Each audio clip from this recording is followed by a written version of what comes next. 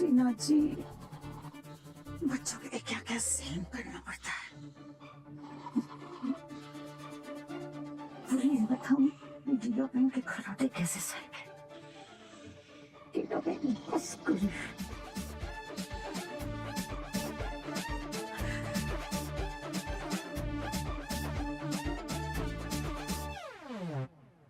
Jogan.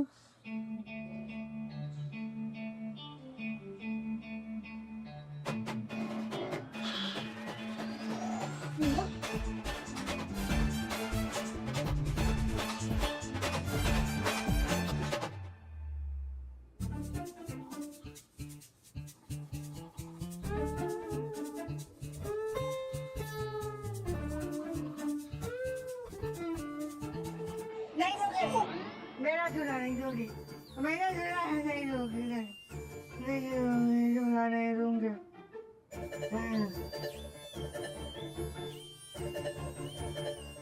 मुझे भी हसमुख भाई के लिए बहुत बुरा लगा।